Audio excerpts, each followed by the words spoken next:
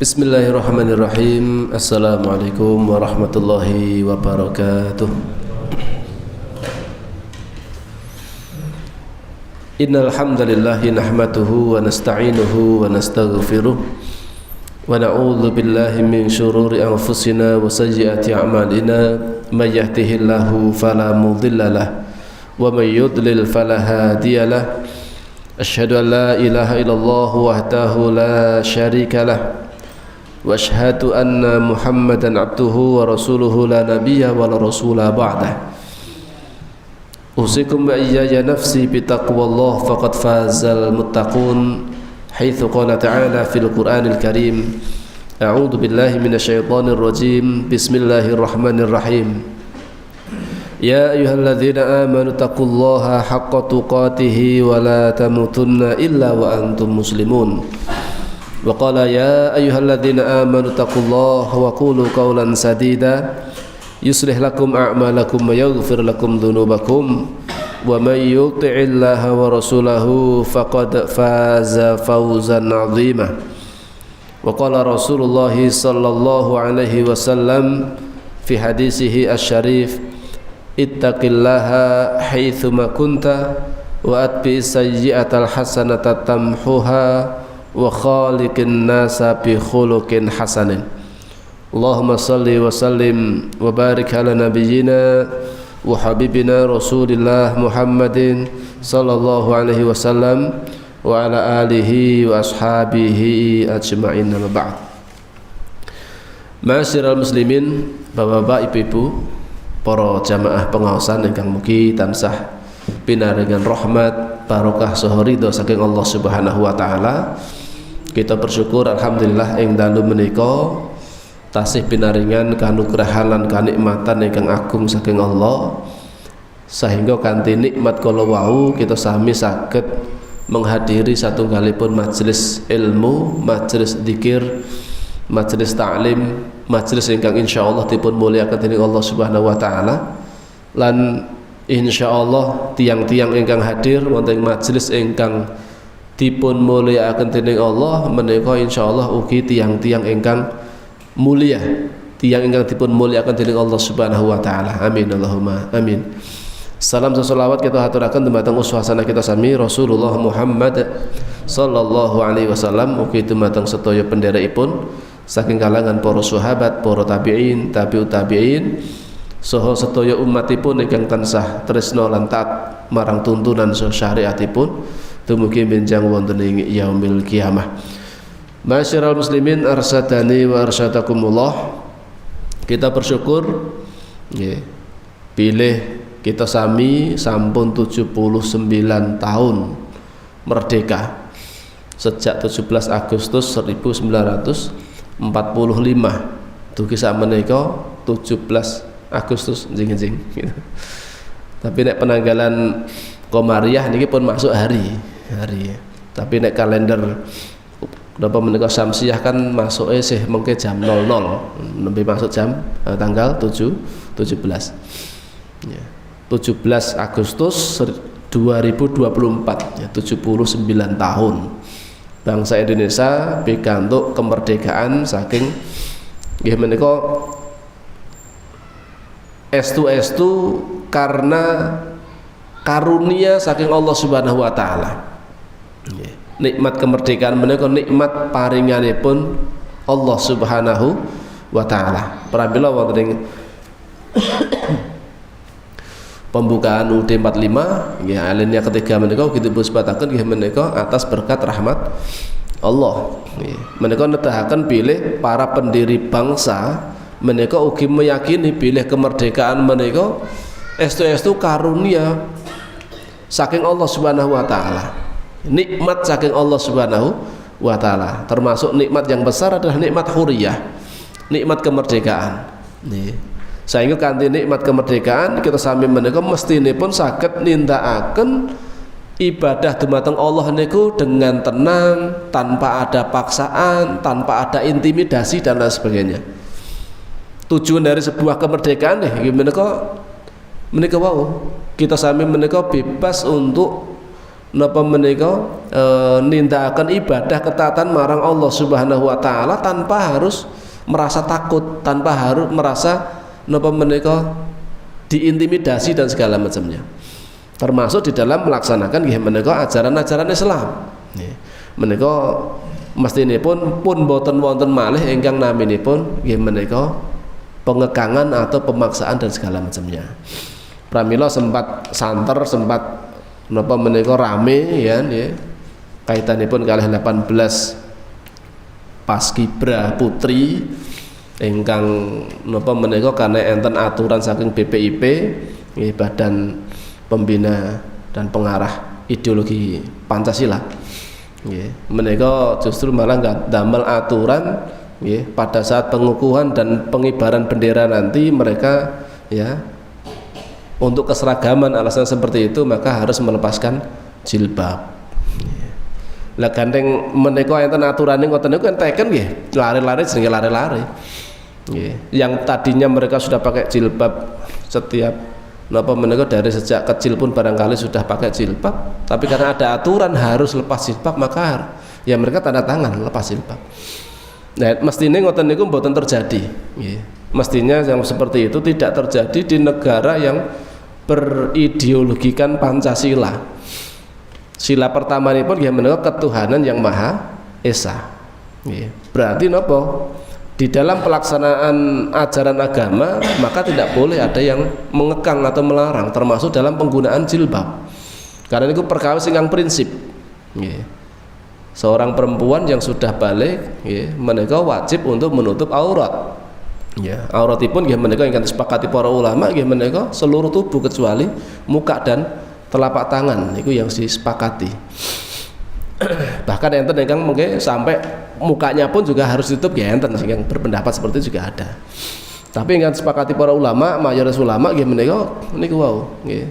Semua anggota tubuhnya kecuali muka dan telapak tangan. Pramila menggunakan hijab atau jilbab ini menjadi hal yang memang tuntutan dari syariat ya. Mesti ini pun menapa menika dari BPIP ini kudahipun paling paham mesti ini pun wong dados BPIP kok kudahipun paling paham babagan Pancasila nggih. Mboten kok malah damel aturan ingkang bertentangan kali Pancasila, bertentangan kali kebinekaan itu sendiri. Bineka Tunggal Ika, berbeda-beda tetapi satu juga kan itu nggih. Dipaksakan untuk harus sama dengan mengorbankan nilai-nilai prinsip keagamaan ini kan justru malah bertentangan kalian napa menika Pancasila itu sendiri. Alhamdulillah berita terakhir akhirnya pun karena sudah banyak protes ya, dari MUI protes, dari ormas-ormas muslim juga NU, Muhammadiyah juga protes, anggota DPR juga protes dan para netizen banyak yang kemudian memviralkan akhirnya pun diizinkan ya, yang tadinya pakai jilbab maka sudah tidak harus melepas jilbabnya lagi alias diperbolehkan untuk pakai jilbab. Tapi adanya peraturan yang tadi seperti itu, lahirnya peraturan itu ya cukup miris. Yang kita sudah merdeka diperjuangkan oleh mayoritas umat Islam yang jelas ya. Yang berjuang ya, tanpa menafikan barangkali ada entitas lain yang kemudian ikut berjuang pada era kemerdekaan, tapi mayoritas yang berjuang itu memang adalah kaum muslimin ya. Bahkan dalam mempertahankan kemerdekaan pun juga itu juga darah-darah kaum muslimin yang tertumpah di situ, arek-arek Surabaya misalkan ya, dan yang lain sebagainya. Ini menunjukkan bahwasanya perjuangan umat Islam dalam mendirikan sebuah negara yang namanya Negara Kesatuan Republik Indonesia ini sudah suatu hal yang luar biasa. Maka jangan sampai kemudian ya karena alasan yang tidak masuk akal dan tidak logis ya untuk menseragamkan katanya ya. Namanya kebinekaan itu kan namanya bineka kan berbeda-beda, cuma tujuannya sama. Itulah yang justru malah harusnya dihasung, bukan malah kemudian harus seragamkan dengan menabrak lagi, dengan menabrak nilai-nilai agama yang sudah diyakini, apalagi itu mayoritas agama mayoritas di Indonesia adalah agama Islam. Nah ini sempat rame, sempat viral dalam pemberitaan ya, masalah pelarangan paskibra, anggota paskibra putri 18 orang ya, mereka sempat kemudian melepas jilbab pada waktu pengukuhan kemarin Ya. Dikarenakan adanya peraturan yang seperti itu tadi. Nah, ini kan menunjukkan bahwasanya kemerdekaan itu, ya, apakah kita betul-betul sudah merdeka, ya, atau jangan-jangan kita merdeka dari penjajah di luar, akan tapi belum merdeka di negeri kita sendiri. Dengan adanya aturan-aturan yang justru malah mengekang kebebasan di dalam melaksanakan ajaran agama kita. Nah, alhamdulillah masih banyak yang bersuara. Saya bersyukur, alhamdulillah masih banyak saudara kita yang kemudian menyuarakan suara-suara kita. Yang barangkali suara kita mungkin nggak didengar, tapi kalau yang berbicara MUI, yang berbicara anggota dewan, yang berbicara organisasi besar Nahdlatul Ulama, organisasi besar Muhammadiyah, itu insya Allah akan didengar. Dan alhamdulillah juga akhirnya didengar, dan rilis yang terbaru diperbolehkan anggota Paskibraka, ya, nasional, ya, itu diizinkan untuk mengenakan jilbabnya ketika pengibaran bendera di IKN, ya, upacara bendera di IKN, ibu kota negara. IKN, ibu kota, ya. Oh ya, Nusantara, ya. Ibu kota Nusantara IKN. Masyiral muslimin arsyadakumullah. Ya, niku sekedar intermezzo kemawon, ya, kita bersyukur ini pun, bersyukur dipun paringi nikmat kemerdekaan. Tugas kita sami nek para pendiri bangsa ini tugasipun nggih menika mengusir penjajah, ya, dari luar, ya, mengusir penjajah dari luar. Kemudian tugas kita sendiri sekarang ini adalah mengisi bagaimana kemerdekaan ini kita gunakan, ya. Kita sebagai orang yang beriman, dados tiyang ingkang mukmin, tiyang ingkang muslim, nggih menika tugas utami nalika kita sami dipun paringi kenikmatan berupa kemerdekaan atau huriyah, menika tansah ginakaken nikmat kemerdekaan kalau wau dalam rangka ketaatan lan ibadah marang Allah. Niku bentuk syukur kita sami terhadap nikmat Allah ingkang naminipun kemerdekaan. Awet menawi napa menika sebuah bangsa menika dereng merdeka alias terjajah, niku mboten bebas. Bahkan mereka hidupnya mungkin serba susah, gitu, tertindas, terdolimi. Kados dene sedherek-sedherek kula sami wonten ing Gaza, Palestina. Sampai hari ini mereka, ya, terus menjadi korban yang sangat luar biasa kebiadaban dari bangsa Israel yang sampai sekarang juga masih terus menggempur, ya, sudah lebih dari 40.000 kaum muslimin yang terbunuh di sana, ya. Mereka hidupnya serba kesulitan, serba kesusahan dan lain sebagainya. Lah kita di Indonesia yang mendapatkan nikmat kemerdekaan, kebebasan, maka betul-betul mari kita gunakan nikmat saking Allah ingkang arupi kemerdekaan kalau wau dipun isi kanthi nggih menika banyak ibadah taat marang Allah mumpung merdeka, gitu. Mungkin misalkan terjajah, naudzubillah min dzalik, mungkin mboten terjadi, gitu. Kalau dikuasai negara asing kita akan kesulitan lagi untuk pengajiannya tadi sulit, gitu. Nindakaken ibadah, gitu, serba terbatas. Nah, kita ini kan alhamdulillah, gitu, pengaosan nggih saged nindakaken pengaosan kanthi merdeka, kanthi bebas, gitu. Terus lajeng napa menika nindakaken ibadah-ibadah kita saged longgar tanpa harus ada napa menika tekanan-tekanan. Menika termasuk bagian saking nikmat ingkang Allah paringaken dumateng kula lan panjenengan sami. Pramila monggo estu kita ginakaken nikmat kemerdekaan kula wau damel ngatah-atahaken ingkangipun ibadah marang Allah Subhanahu wa taala. Masyarakat muslimin, Bapak Ibu yang dirahmati Allah Subhanahu wa taala, kita lajengaken kajian kita nggih menika tasih bahas babagan salat malam. Ya, salat malam menika satunggalipun amalan ingkang ugi saged damel mendidik hati kula lan sami, saged dadosaken hati kula sami menika nggih senantiasa sehat. Ya, hatinya sehat, hatinipun nggih menika napa menika saged napa menika imanipun semakin kuat nalika napa asring nindakaken qiyamul lail. Awit qiyamul lail menika nggih dados amalan ingkang paling afdol utawi salat ingkang paling afdol sak sampunipun salat gangsal wekdal. Kados dene hadis Rasulullah sallallahu alaihi wasallam saking sahabat Abu Hurairah radhiyallahu anhu, Rasulullah SAW bersabda, afdhalus sholati ba'da sholatil maktubah qiyamul lail. Sholat sebaik-baik sholat setelah sholat maktubah, maksudipun sholat gangsal wekdal, sholat fardu 5 waktu kelewau, ialah sholat malam. Berarti sholat malam menika dados sholat ingkang paling sae sak sampunipun sholat fardu ingkang gangsal wekdal kelewau. Lan menika dados kebiasaan, bahkan Rasulullah menika hampir-hampir gak pernah meninggalkan. Nggih menika sholat malam. Bahkan di awal-awal Rasulullah menika bahkan dipun wajibaken nindakaken qiyamul lail, qiyamul lail. Awit napa Allah Subhanahu wa taala badhe nurunaken perkataan yang berat nggih menika Al-Qur'an. Maka supados hatinya kuat untuk menahan beban-beban dakwah yang harus diemban oleh Rasulullah SAW, ya, maka harus dikuatkan dengan penguatan ruhiyah, penguatan hati menika dipun kuataken kanthi nggih menika sering nindakaken qiyamul lail. Awit napa dalam qiyamul lail di sebuah waktu yang sangat tepat kula lam sami menika mengadukan segala problematika permasalahan hidup, segala persoalan dipun aturaken dumateng Allah Subhanahu wa taala. Jenengan gadhe persoalan napa kemawon dipun aturaken dumateng Allah Subhanahu wa taala. Ya.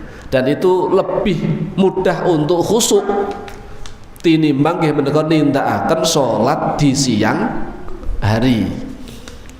Suasana malam itu lebih syahdu, ya. Lebih tenang. Napa melih nembe sampun napa menika sampun wungu setelah istirahat tidur cukup, kemudian bangun ambil air wudhu, itu pikiran sedang fresh-freshnya, ya.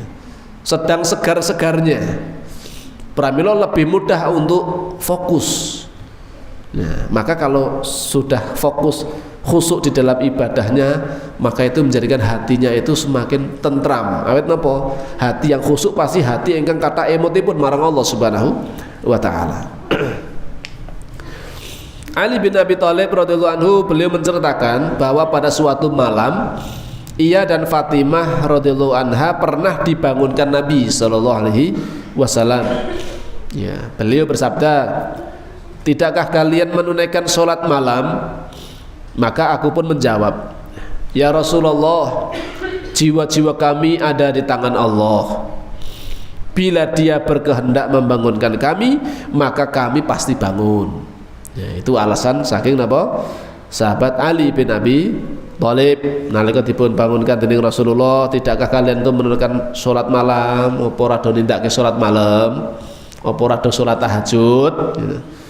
Nah, dipun jawab kali Imam Ali, "Ya Rasulullah, jiwa-jiwa kami itu ada di tangan Allah. Kami tidur ada di genggaman Allah Subhanahu wa taala. Kalau Allah menghendaki kami bangun, ya akan bangun. Ya, kita akan melaksanakan qiyamul lail nek Allah ngendaki." Jadi seolah-olah kok ya napa menika? Ya nek Allah kok menangek kira ya tangi. Ya seolah-olah seperti itu. Lalu beliau pergi saat aku jawab demikian dan tidak berkata sepatah kata pun. Kemudian aku mendengar beliau berpaling dengan memukul pahanya sembari membaca ayat, "Dan manusia adalah makhluk yang paling banyak membantah." Ya. Dan manusia adalah makhluk yang paling banyak membantah. Nah, niku udah menyindir Imam Ali radhiyallahu anhu ditangeke kok malah semaur kados mengaten kala wau ya, dipun sindir dening Rasulullah, dan manusia adalah makhluk yang paling banyak membantah. Ya, surat Al-Kahfi ayat 54. Ibnu Battal beliau berkata, di dalam hadis ini terkandung keutamaan sholat malam dan membangunkan orang tidur dari kalangan keluarga dan kerabat agar mereka menunaikan sholat malam. Napa melih suami istri, ya, suami istri menika ya, Allah badhe merahmati seorang suami, seorang laki-laki yang membangunkan keluarganya, membangunkan istrinya. Dan ketika istrinya itu enggan, maka dipercikkan air di wajahnya supaya bangun. Ya, untuk napa? Bangun nindakaken salat tahajud utawi salat malam. Kosok wangsulipun Allah ugi badhe merahmati seorang perempuan, seorang istri yang membangunkan suaminya untuk melaksanakan salat malam. Nek enggan digugah kok rada angel, ya mungkin kesel hanya bedamel napa pripun, gugane kok rada angel, dipercikkan di wajahnya dengan percikan air Ya. Supados napa? Supados bangun nindakaken salat malam. Nah itu nek kalau dibangun dalam rumah tangga kita saling mengingatkan satu sama lain, masya Allah. Niku keluarga badhe dados keluarga ingkang sakinah, mawaddah, warahmah. Yang penting harus dibangun kesepahaman dulu, ya. Bagaimana nanti saling membangunkan antara suami dan istri. Ini namanya ta'awun alal birri wa taqwa, saling tolong menolong, saling bantu membantu di dalam melaksanakan kebenaran dan ketakwaan di dalam lingkup rumah tangga. Ya. Nah menika mengandung Rasulullah SAW piyambak ugi nate bangunkan nggih niku termasuk keluarganipun nggih menika Ali radhiyallahu anhu ingkang dados menantunipun nggih lan putrinipun nggih menika Fatimah binti Rasulullah sallallahu alaihi wasallam. Dibangunkan untuk melaksanakan qiyamul lail.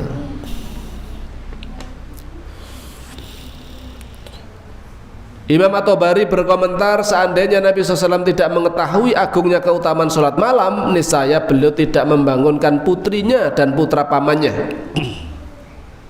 Putra paman berarti ya sepupu. Ali bin Abi Thalib niku sepupunipun Rasulullah SAW, yang juga sekaligus menantunya, atau menantunipun Rasul SAW, pada waktu yang dijadikan Allah sebagai ketenangan. Namun beliau memilih membangunkan mereka agar memperoleh keutamaan tersebut. Nek Rasul niku mboten memandang sholat malam itu sesuatu yang agung nilainya, mboten mungkin Rasul badhe ngusik ketenangan sepupunya, anak pamannya, sekaligus menantu beliau dan putri beliau sendiri Fatimah, ya, dalam ketenangan keheningan tidurnya mereka. Tidak mungkin Rasul badhe membangunkan mereka, mesake kan gitu, benturu sing angklong. Nek mboten nggadahi keutamaan yang mulia. Ning gandeng Rasulullah SAW menika mangertos bilih di dalam sholat malam itu terdapat keagungan yang luar biasa, maka Rasul tidak ingin anggota keluarga terlewatkan dari itu. Mboten pengen musing menikmati naming Rasul piyambak. Rasul nggih pengen sederekipun keluarganya itu ikut merasakan bagaimana nikmatnya, lezatnya bermunajat kepada Allah, ya bangun di malam hari melaksanakan sholat tahajud. Niku nedahaken apa? Bilih di dalam sholat malam menika terdapat keagungan yang sangat luar biasa. Banyak rahasia-rahasia, ya, yang sangat besar di dalam napa menika kegiatan ibadah sholat malam utawi sholat tahajud kalau mau. Salajengipun nggih menika bagaimana Nabi menghidupkan malamnya. Niki contoh tulodo saking Rasulullah, bagaimana Rasul menika menghidupkan malam-malam beliau. Abdullah ibnu Mas'ud radhiyallahu anhu pernah berkata, "Shallaitu ma'an Nabi sallallahu alaihi wasallam lailatan falam yazal qa'iman hatta hamamtu bi amris su'in. Qulna wa ma hamamta? Qulna hamamtu an aq'uda wa adzaron nabiyya sallallahu alaihi wasallam." Aku suatu ketika pernah sholat bersama dengan Nabi, sholat malam ini, sholat bersama Nabi SAW pada suatu malam. Beliau masih terus berdiri sehingga aku mempunyai keinginan buruk. Sahabat Abdullah ibnu Mas'ud itu beliau termasuk sahabat yang termasuk dikenal juga sangat berusaha untuk ittiba kepada Rasul, mencontoh perilaku Rasulullah SAW, termasuk dalam melaksanakan qiyamul lail. Niki sholat pada malam itu betul-betul di luar kebiasaan. Di luar kebiasaan, Rasul berdiri sangat panjang, sangat lama, sampai belum gadai keinginan yang dikatakan keinginan yang buruk. Keinginan buruk napa? Pengen lingguh, pengen meninggalkan jamaah dengan Rasul. Saking suwene, Pak. Saking lamanya berdiri. Ketika ditanya apa yang kamu inginkan, keinginan buruk yang kamu niatkan dalam hati itu apa, maka Abdullah ibnu Mas'ud menjawab, aku ingin duduk dan meninggalkan Nabi ben Rasul ben berdiri dewi. karena sholatnya panjang sekali, lama sekali. Itu di luar kebiasaan. Biasanya pun beliau ketika mengikuti Rasulullah biasa, nggak terlalu berat. Dia sampai terlalu berat pada malam itu. Berarti saking bangunipun anggenipun berdiri, saking lamanya berdiri. Ya. Bahkan mungkin dalam hadis yang lain, ya menika dari Hudzaifah, ya, menika sampai Rasulullah SAW menika yang dibaca, ya, surat Al-Baqarah, Ali Imran dan surat An-Nisa dalam satu rakaat. Ya. Jadi sakit bayangkan maos, ya, satu rakaat menika maos sing diwaos menika surat Al-Baqarah khatam.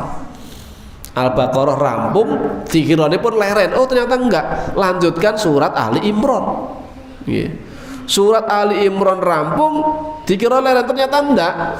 Beliau masih melanjutkan surat An-Nisa sampai selesai dengan tartil. Bacaannya pun mboten terburu-buru. Setiap ada ayat rahmat, beliau meminta rahmat dari Allah. Nalika wonten ayat-ayat tentang azab, beliau minta perlindungan dari Allah Subhanahu wa taala. Alias sangat menghayati apa yang beliau baca. Bayangkan satu rakaat berapa lamanya itu, gitu. Masya Allah. Suatu ketika seperti itu, walaupun tidak setiap malam seperti itu, tapi memang terkadang Rasul sholatnya panjang begitu. Al-Hafiz beliau berkata, dalam hadis ini terkandung dalil atas upaya Nabi SAW untuk memanjangkan sholat malam. Monggo nek sholat malam mau dipanjangkan silahkan, ya, boleh. Tapi gini, mau melihat situasi dan kondisi. Mungkin jenengan sholat malam nalika napa sholat tarawih, dan itu harus bijaksana. Ampun ngantos sholat tarawih, wah dawane sak puol-puole jamaah, padahal akeh tiyang ingkang lemah, tiyang ingkang imane dereng kuat, gitu. Akhiripun sholat pisan teng mriku bariku kapok. Niku malah menjadikan umat lari dari kita. Nggih. Maka jadi imam, ya harus bijaksana. Kalau mengimami orang lain harus bijaksana. Nah Rasulullah kan sudah mengukur. Ini sahabat yang hadir, yang ikut ya nggak banyak. Disebutkan hanya beliau, Abdullah bin Mas'ud. Ya sholat malam di samping beliau. Ternyata dibaca panjang sekali, masya Allah. Saya yakin ketika Rasulullah SAW mengimami makmum yang banyak, beliau tidak akan memanjangkan seperti itu. Ya. Karena Rasul adalah orang yang sangat bijaksana. Cuman di sini menjadi dalil bahwasanya diperbolehkan memanjangkan sholat malam sak dawa-dawane monggo. Ya, sekemampuan panjenengan. Padahal Ibnu Mas'ud ialah orang yang kuat, yang senantiasa meneladani Rasulullah SAW. Ia tidak bermaksud duduk kecuali setelah lama berdiri melebihi batas kebiasaannya. Nek kalau sudah terbiasanya seberapa saat ngoten niku nggih, beliau biasa, belum punya niatan buruk tadi untuk duduk, ya. Tapi karena berdirinya sudah melampaui batas kebiasaan, beliau akhirnya nggadahi niatan ingkang napa menika niatan buruk menurut beliau, yaitu pengen bedol, pengen napa menika ucul saking jamaah kali Rasulullah sallallahu alaihi wasallam, pengen duduk dan meninggalkan jamaah bersama Rasul sallallahu alaihi wasallam.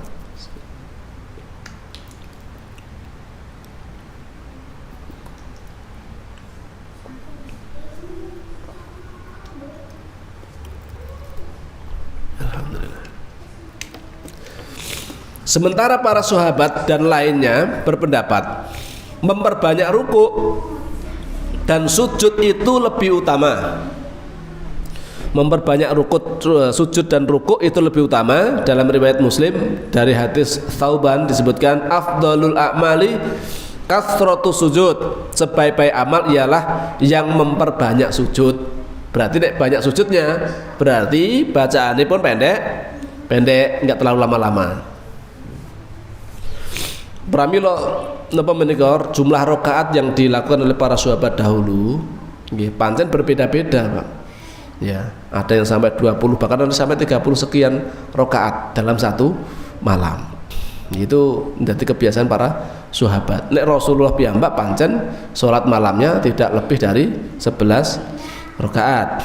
Ya, tapi para sahabat ya mereka banyak yang kemudian melaksanakan sholatnya itu lebih dari cuma 11 rakaat. Pramila nek enten perbedaan ngoten niku mboten sah dados masalah. Enten sing 13 nggih monggo 13. Nggih, salat tarawih misalipun. Sing pengin 11 nggih kados dene Rasulullah 11 nggih apa-apa 11. Nggih. Yang paling penting menika nindakaken salat malam utawi salat tarawih. Dan yang jelas bukan hanya sekedar memburu banyaknya rakaat dengan mempercepat atau meninggalkan tumak nina. Ya, kadang-kadang pengennya ya sing bilangannya akeh ning sing cepet rampunge. 6 menit rampung. Padahal 13 rakaat. Nah ngoten niku kan berarti tumak ninaipun ya hilang gitu. Tumak ninaipun ya sulit untuk diraih ya. Bayangkan salat 23 rakaat hanya dikerjakan dalam waktu 6 menit. Ya, 6 menit rampung. Iya. Jadi masalah bilangan itu intinya pun ampun ngantos dados perpecahan. Ya. Sing 11 rumangsa wah sing bener yo 11 karena Rasul nggak pernah lebih dari 11. Gitu. Ya. Apakah para sahabat ini kemudian mereka juga menyelisih sunnah Nabi? Kan enggak. Kita juga diperintahkan untuk mengikuti sunnah para sahabat. Ya. Pramila nek terjadi ngoten niku mboten sah saling salah menyalah kan merasa sing paling bener. Sing pengen 11 nggih monggo 11, sing pengen 13 nggih monggo 13, boten sah nyalah-nyalah ke setunggal lan senesipun. Yang pasti semua ini berbeda sesuai dengan perbedaan dan kondisi setiap orang ya, setiap orang. Imam Muslim meriwayatkan Hudzaifah pernah sholat malam bersama Nabi SAW. Beliau baca surat Al-Baqarah, surat Ali Imran, surat An-Nisa dalam 1 rakaat. Ya, cobi nek awake dhewe dados makmum, nggih, sak rakaate imam maca surat Al-Baqarah, surat Ali Imran, surat An-Nisa. Ya. Kira-kira sesuk arek sing mara mboten, Mbak? Ditinggalke gitu. Engko langsung jamaah bubar kabeh. Urung sampai rampung iki makmum ngadeg dhewe assalamualaikum makmum wis radek kabeh gitu. Bubar kabeh. Ini sholatnya beliau sholat malam ditemani hanya enggak banyak oleh para sahabat ya. Ada sahabat yang ikut sholat malam, ternyata sholatnya lama sekali, panjang sekali. Surat Al-Baqarah, Ali Imran dan An-Nisa dalam 1 rakaat. Bahkan setiap kali beliau melewati bacaan ayat tentang tasbih, beliau pun bertasbih. Setiap beliau melewati bacaan ayat tentang permohonan, beliau minta ya, beliau pun memohon. Dan setiap beliau melewati bacaan ayat tentang perlindungan, beliau juga memohon perlindungan. Ya, alias betul-betul menghayati apa yang dibaca dengan tartil. Ya, bacaan tartil itu enggak terlalu cepat dan tidak terlalu pelan banget. Ya, sedengan, itu namanya bacaan tartil. Sebagaimana bacaan Al-Quran itulah ya. Para syekh itu bacaan tartil. Ada yang bacaan cepat sekali juga ada. Ya, nah ini bacaan tartil itu bacaan yang sedengan, ya, tidak terlalu cepat dan tidak terlalu lambat. Kemudian beliau rukuk sebagaimana beliau berdiri. Rukuknya sama, hampir sama lamanya ya. Bangunipun suwene niku kados dene nalika berdiri. Mang bayangke rukuke suwene pol. Gitu. Lama sekali rukuknya. Ini telah beliau lakukan itu. Rukuknya lama sekali. Lalu berdiri sebagaimana beliau rukuk. Berdiri lagi, i'tidal. Dangunipun kados dene nalika rukuk, ya suwe meneh. Lalu beliau sujud sebagaimana beliau berdiri. Kemudian sujud dangunipun niku kados dene nalika jumeneng nalika berdiri. Alias sujudnya juga lama. Ini berarti 1 rakaatnya sudah sampun berapa jam itu nanti ya dilakukan. Kira-kira beliau melakukan ini selama 2 jam. Atau boleh jadi beliau menghidupkan malam itu secara keseluruhan. Selain pada malam tersebut, beliau melakukan sholat sesuai kondisi beliau ya, jadi mboten kudu kados mengatakan kalau wau ya, itu hanya dalam satu momen tertentu. Pernah Rasul panjang banget juga pernah. Tapi yang kebanyakan ya biasa-biasa, sepertiga malam terakhir lah ya. Sebab dalam beberapa hadis dari Aisyah disebutkan bahwa beliau melakukan sholat malam kurang lebih selama sepertiga malam. Sepertiga malam itu ya kurang lebih 3 jaman ya, sepertiga malam ya. Satu malam itu kurang lebih 9 jam misalnya dihitung dari habis isya. Habis isya ya jam pinten Pak? Misalnya pun jam 7 teko jam 4 1 loro 3 4 5 6 7 8 9 jam. Sepertiganya berarti 3 jam ya, kurang lebihnya 3 jam seringnya beliau rata-rata sholatnya. Bahkan kadang-kadang yang lebih dari itu ya, kadang-kadang separuh malam, kadang-kadang lebih dari separuh malam, alias panjang banget sholatnya. Ini yang paling asli ya menika di sepertiga malam terakhir.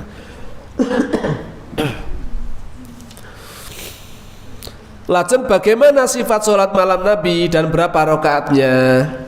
Abdullah ibnu Umar radhiyallahu anhu berkata, anna rajulan qala ya Rasulullah kaifa sholatul lail? Qala masna fa idza khifta subha fa'autir biwahidatin.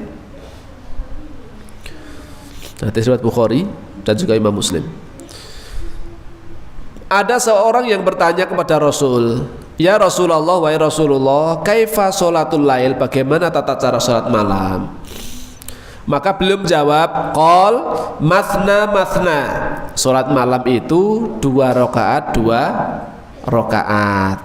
Jika kamu khawatir waktu subuh tiba, maka sholat witirlah 1 rakaat. Jadi sampun mepet khawatir nanti napa menika salat witiripun mengke telat ya, maka salat witirnya boleh hanya dengan 1 rakaat. 3 rakaat angsal napa mboten? Angsal gitu. Napa menika 3 rakaat sih boleh. Yang sering dipraktekkan kan datang napa menika teng mriki seringipun 2 rakaat ya, mungkin ditutup witiripun 3 rakaat. Yang angsal mawon. Nggih.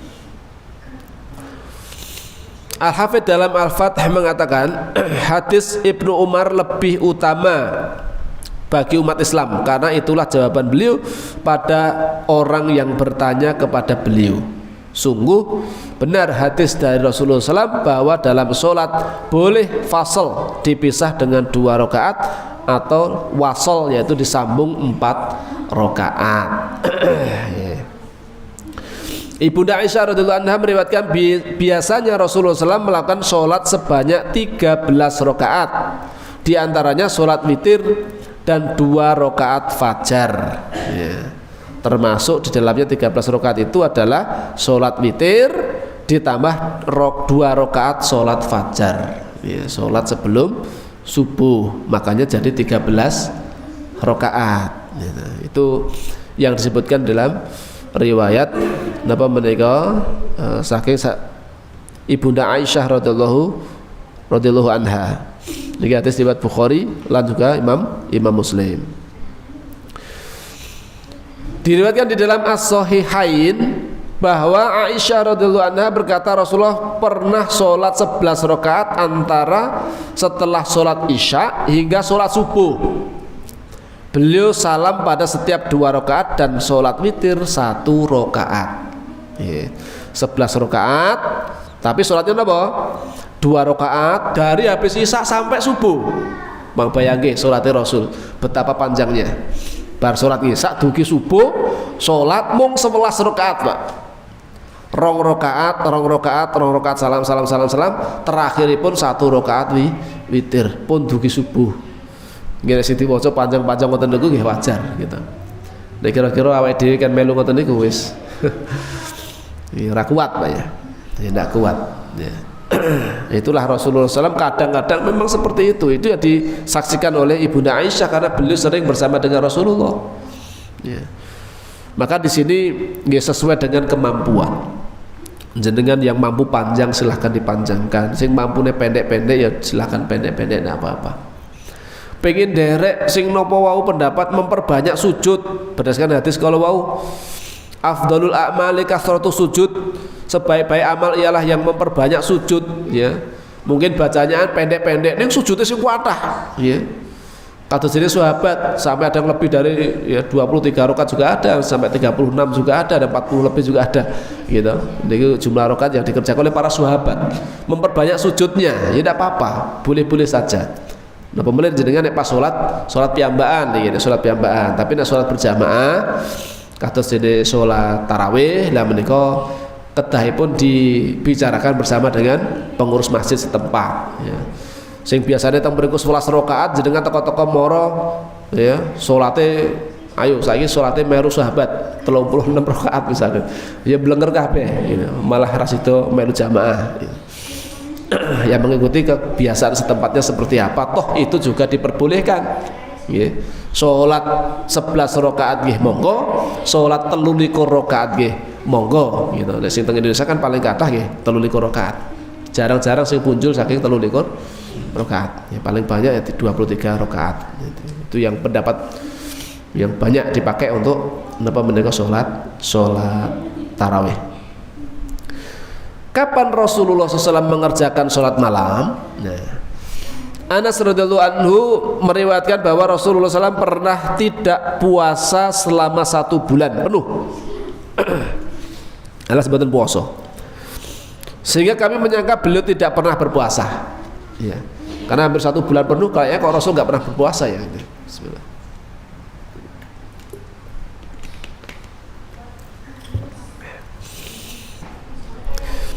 Namun beliau juga pernah berpuasa sehingga kami menyangka bahwa beliau tidak pernah berbuka sama sekali dalam 1 bulan penuh selain Ramadan loh dia. Nah Ramadan jelas puasa terus. Ini selain Ramadan, suatu ketika Rasul pernah nggak berpuasa. Sampai-sampai sahabat menyangka Rasul kok kayak nggak pernah berpuasa sunnah 1 bulan full. Tapi di bulan yang lain beliau pernah berpuasa sunnah, itu hampir-hampir setiap hari puasa, sehingga seolah-olah beliau tidak berbuka sama sekali, alias bendino poso, bendino poso. Iya. Bila engkau tidak ingin melihat beliau sholat malam, maka pasti engkau melihatnya. Maksudnya kalau pengen deloki Rasul ora sholat malam, ora ketemu. Alas mesti kowe deloki mirsani nek Rasulullah menika mesti sholat malam. Tapi nek poso, kadang Rasul poso hampir-hampir nggak berbuka. Tapi kadang-kadang poso mboten poso, belum hampir sebulan seolah-olah beliau tidak berpuasa. Tapi nek jenengan pengen deloki Rasul ora sholat malam, nggak akan kita jumpai. Rasul setiap malam mesti sholat malam. Itu yang disaksikan oleh Anas bin Malik, ya. Maka pasti engkau akan melihatnya, alias melihat beliau sholat. Atau tidak ingin melihat beliau tidur, ya. Atau pengen melihat misalkan Rasul itu tidur atau tidak tidur, semalaman suntuk sholat terus, pengen delok ngoten niku. Tapi pasti engkau akan melihatnya bahwasanya Rasul juga tidur ngoten nggih, ya. Terus nek pengen delok Rasul kok salat terus ora tau turu, ya ora ketemu. Karena Rasul juga tidur. Nek pengen deloki Rasul tidur terus enggak salat, enggak ketemu juga. Apa napa? Mesti Rasul salat. Nah, pramila Rasulullah SAW menika anggelipun nindakaken qiyamul lail, salat malam, hampir-hampir enggak pernah meninggalkan salat malam. Ya. Karena bagi beliau itu adalah beliau diwajibkan untuk melaksanakan salat malam. Ya, maka kita akan tidak menjumpai Rasul itu tidak sholat malam, ya. Dan beliau pasti akan mengerjakan sholat malam. Meskipun begitu beliau juga tetap tidur, ya. Beliau juga istirahat tidur, tapi juga sholat malam. Al-Hafidh dalam Al-Fath berkata, sungguh telah dikukuhkan dari Nabi SAW bahwa beliau pernah sholat pada awal malam, pertengahan malam, dan juga pada akhir malam. Awal malam nggih nate, tengah malam nggih nate, atau akhir malam nggih nate. Hanya saja beliau telah memberitahu mengenai apa yang paling dicintai Allah Subhanahu wa taala. Beliau bersabda, wa habbus sholati ilallahi sholatu Dawud alaihi salam, wa habbus siyami ilallahi siyamu Dawud, wa kana yanamu nisfal lail wa yaqumu thuluthahu wa yanamu sudusahu. Wa yasumu yauman wa yuftiru yauman. Salat yang paling dicintai oleh Allah adalah salatnya Nabi Daud. Nah, salat yang paling ditresnani dening Allah niku salatipun Nabi Daud. Poso sing paling ditresnani dening Allah nggih menika posone Nabi Daud. Beliau lajeng menjelaskan, beliau tidur, maksudnya beliau Nabi Daud tidur pada separuh malam tidur tidur. Kemudian bangun di sepertiga malamnya bangun, ya. Dan tidur seperenamnya. Nanti menjelang subuh tidur lagi, Pak, sebentar, ya, untuk menghilangkan napa menika rasa lelah dan rasa kantuknya, itu dengan tidur sejenak sebelum subuh, ya, seperenamnya. Beliau berpuasa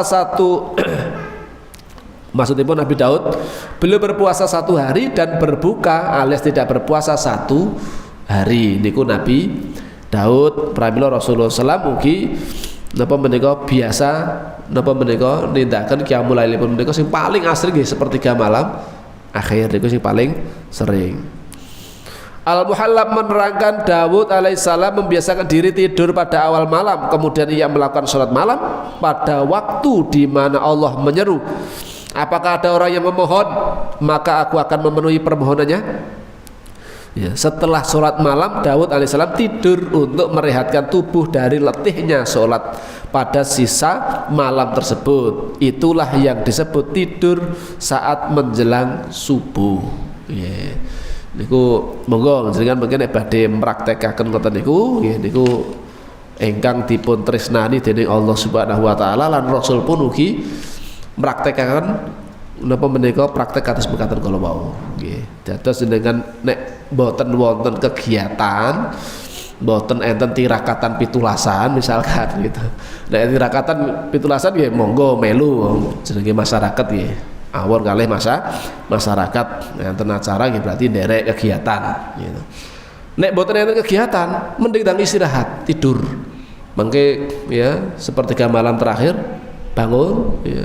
Kemudian selanjutnya nanti istirahat sejenak sebelum subuh. Insya Allah itu ketika napa menika ya waktu-waktu sekitar mungkin kurang 1/4 jam atau mungkin setengah jaman lah saat dirinya subuh menika diistirahatkan dulu sejenak niku insya Allah bisa menghilangkan raos kantuk jenengan nalika nindakaken salat malam. Mungkin bangun pun fresh melih insyaallah.